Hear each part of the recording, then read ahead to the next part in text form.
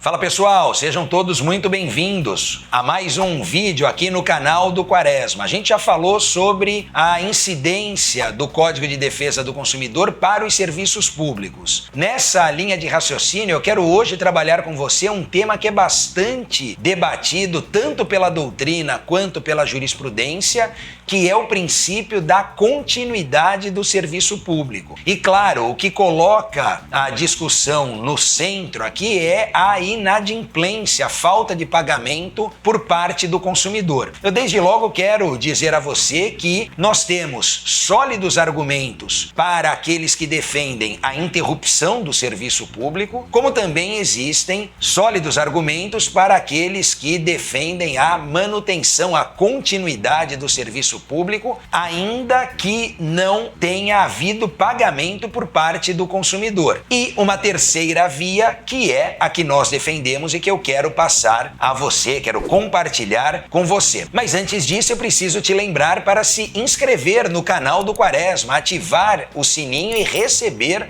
as notificações. Eu te espero aqui no canal.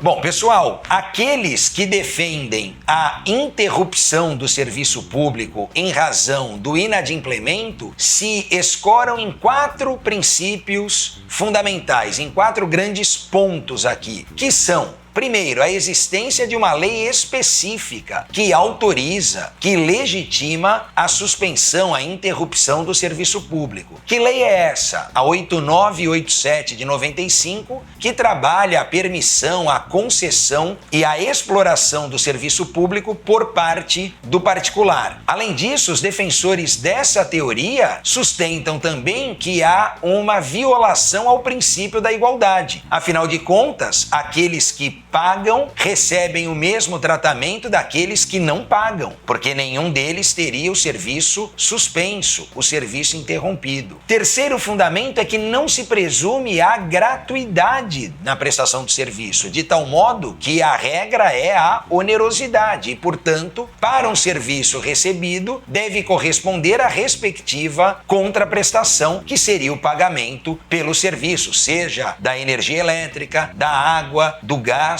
apenas para ilustrar algumas hipóteses mais comuns. E o quarto fundamento seria a supremacia do interesse público, que deve, portanto, prevalecer quando confrontado com o interesse particular, com o interesse individual de cada um. Para aqueles que defendem a continuidade do serviço público, os argumentos são diversos. Quais são os fundamentos aqui a legitimar esse entendimento? Primeiro, o princípio da dignidade da pessoa humana, que tem envergadura constitucional e se sobreporia aos demais fundamentos defendidos por aqueles que admitem a interrupção. Segundo aspecto, esta interrupção afrontaria o artigo 42 do Código de Defesa do Consumidor em relação à modalidade, à sistemática de cobrança empregada, já que o Código não permite uma cobrança vexatória, uma cobrança que acabe constrangendo o consumidor. A interrupção com vistas a compelir o consumidor para efetuar o pagamento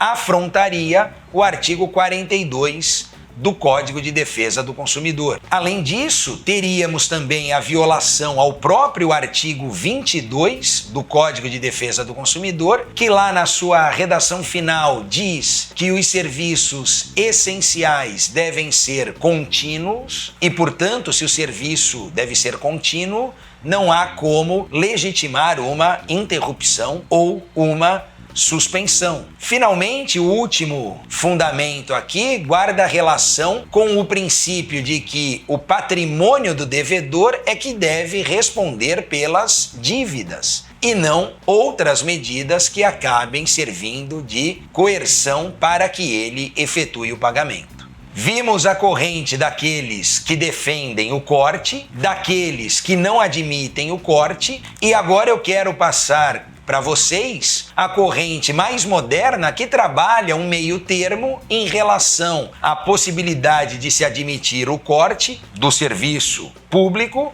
mas apenas para situações específicas apenas para situações bastante pontuais. Para esta terceira via, apenas os serviços facultativos admitiriam a interrupção do serviço. Já os serviços compulsórios, aqueles obrigatórios, não poderiam sofrer interrupção. Novamente temos a distinção em relação à taxa em relação ao preço público tarifa. Ainda para esta terceira via, um outro argumento seria o interesse da coletividade. Não a supremacia do interesse público propriamente dito, mas o interesse da coletividade a legitimar a suspensão, a interrupção do fornecimento. E aí eu quero aproveitar para dizer a vocês que nesta ordem de ideias, o que nós precisamos destacar é o equilíbrio econômico-financeiro do contrato. Ou seja, quando houver uma alteração neste equilíbrio econômico, ou seja, o fornecedor demonstrar o déficit no serviço, que o serviço está deficitário, pode utilizar como ferramenta o corte, a interrupção, a suspensão no serviço. Por outro lado, se esta inadimplência por si só não servir como fundamento para atingir o equilíbrio econômico-financeiro do contrato, não há que se falar na interrupção do serviço. Muitos questionam este posicionamento da doutrina, sustentando uma complexidade para a produção desta prova. Afinal, como se demonstraria que